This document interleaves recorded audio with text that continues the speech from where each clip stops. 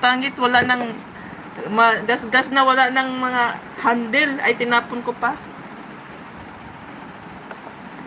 Tinapon ko, kaya yun, bumili tuloy ng bago. Wala mang mga stock na reserba, mga frying pan. Wala kasi ng pataguan. Walang budiga. Sis Ina, sanay na tambay kasi tas working. Umpisa na nga Ramadan. Oo. Today, first day na sa ibang lugar. Sa amin bukas, first day tomorrow.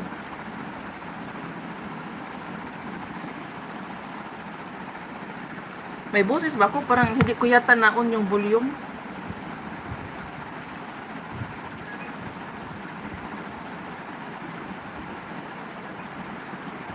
Ramadan has begun.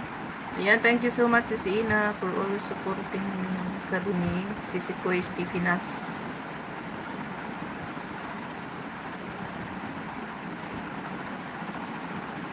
Dito first day Ramadan. Oo. Pag Saudi kasi laging first yan. Nauna palagi yan.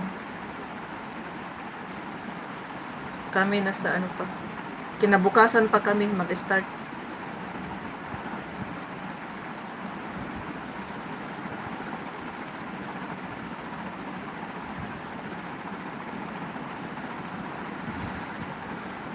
Ayan, maraming salamat sa 9 visitors in my life.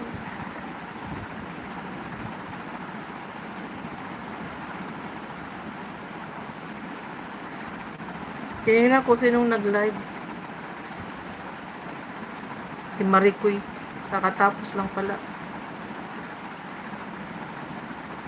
6 minutes ago, nung dumating ako ng bahay, tsaka din siya nag-stop 6 minutes ago.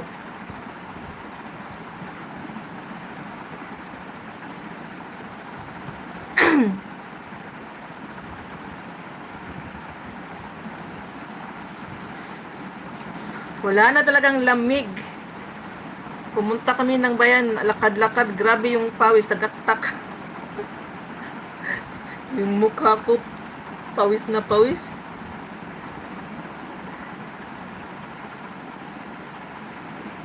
Bye-bye na, winter. Kalutan.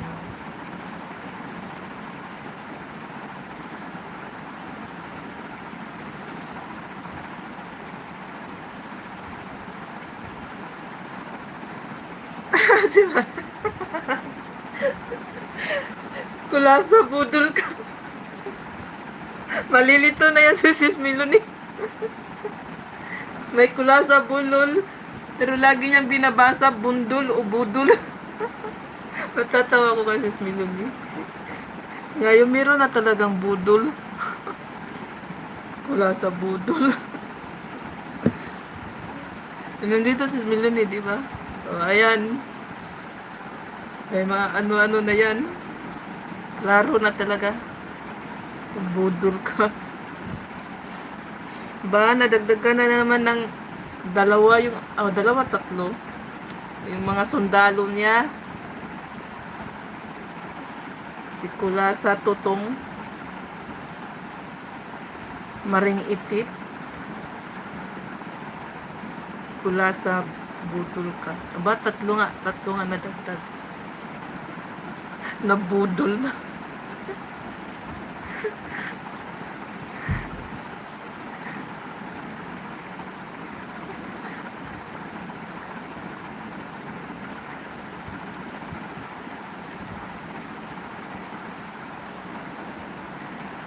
Si Maring Luding, pinalitan ko at si Palaka.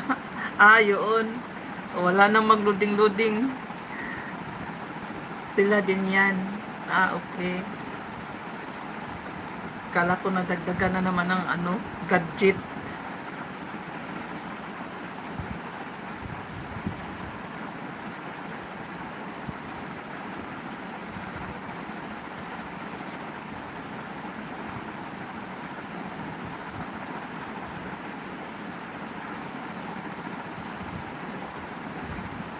Silaw naman yan sa likod. Tirik.